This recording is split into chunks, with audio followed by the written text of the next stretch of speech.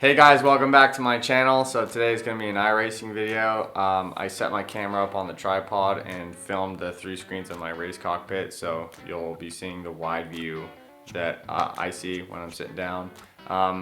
As the race goes, I kind of give some tips and pointers, I'm not the best guy on iRacing. I'm learning as I go, just like all of you, but enjoy the video and I hope you learned something. Alright, today we are racing the trucks at Iowa Speedway. I'm going to be starting second here in a little bit, but as I'm going, I'm going to talk about my line. I'm not claiming to be the best iRacer, clearly not, but hopefully you can learn something, or just sit back and enjoy the race, because this is going to be a fun one. Alright.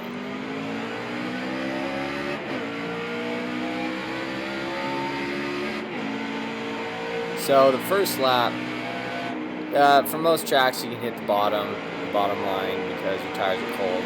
They're not worn out, so you're going to have maximum grip. But the line that I'm running, I'm basically making my decision based off of what line I see, what he's going to take. He was pretty easy to pass. He was kind of all over the place.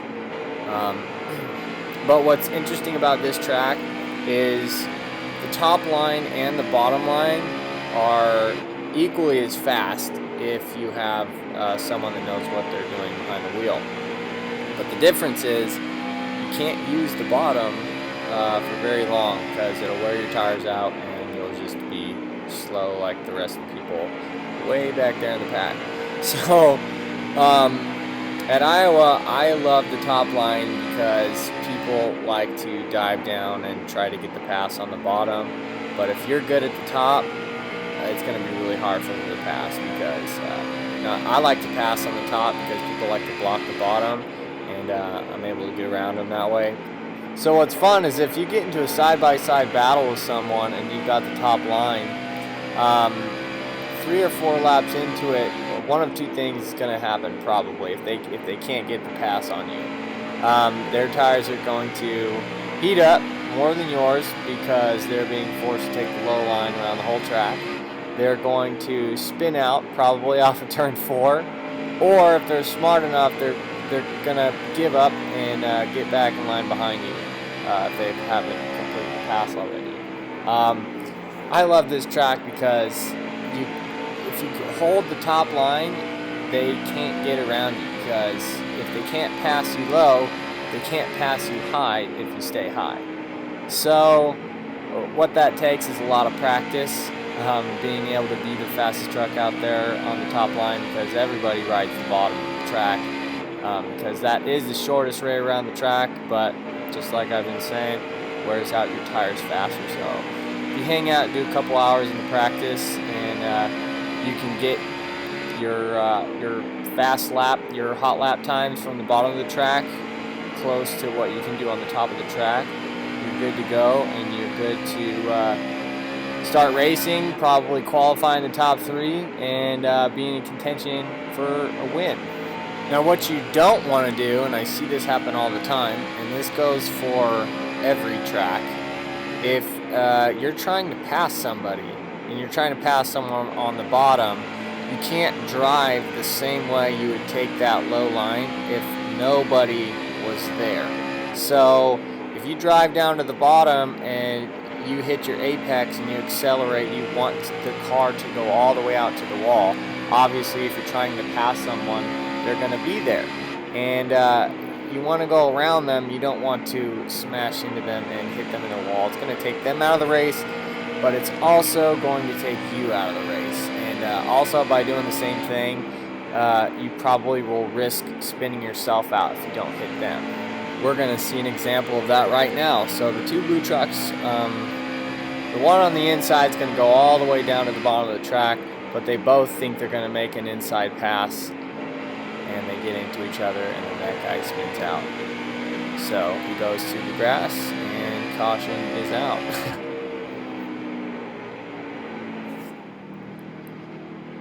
Alright, so I'm going to be restarting in the second position because the wise guy in front of us, he took 2 tires on that stop.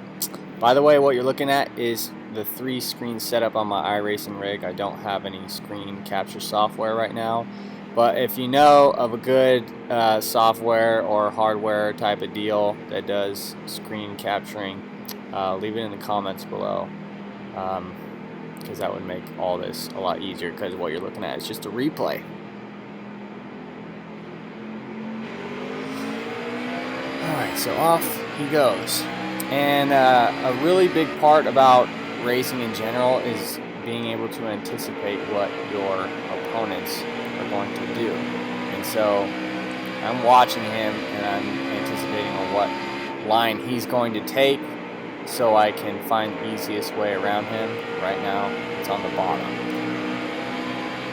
And remember, when you're in your practice sessions, practice the low, middle, and top line, because your braking zones, your lifting zones, and your apexes, they're all going to be in different spots depending on where you are on the track.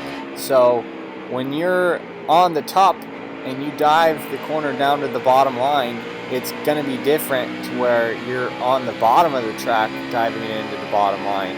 You're going to have to lift a lot earlier if you're going side by side and you're on the bottom and you're driving it down to the bottom. You have to remember that. You got to back it off early, because if you drive it in the same way as you're used to from the wall, you're going to have a huge push and you might bump into the guy next to you, and you're going to spin him out, piss him off, or you're both going to spin out, and your race will be over. So practice, practice, practice. Alright, there was another caution, and I'm going to be restarting second once again. I don't know why, just had a slow pit stop. And what's going to be interesting about this restart is there's only 1 lap to go. And trying to win from second place with 1 lap to go after a restart is one of the hardest things to do. But I'm going to do it. And it's going to be interesting how this happens. Alright, so I'm going to anticipate that he's going to drive it down to the bottom lane. So I'm going to take the top. And hopefully, and it worked out, gave myself a run from that late apex down the backstretch, and I pull it down to the bottom at the last second, but I go all the way down to the line. It kills my momentum, but I pull the slide job on him and block his line from the top, and that's how I get the win. I'm going to show this slide job from his point of view so you can really appreciate and understand what went on. Alright, so here's the restart from his point of view, and his first mistake that he made was he drove it into the corner from the middle of the lane, and that is going to kill a lot of his momentum coming out of the corner, so that's why I was able to catch him so quickly.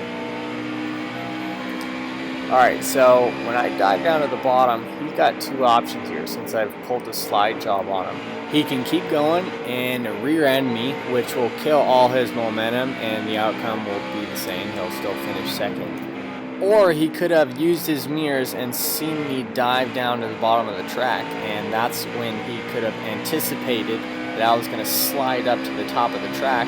He could have taken the high line and set himself up for a late apex, and he would have shot right under me with so much momentum he would have finished about 2/10 in front of me.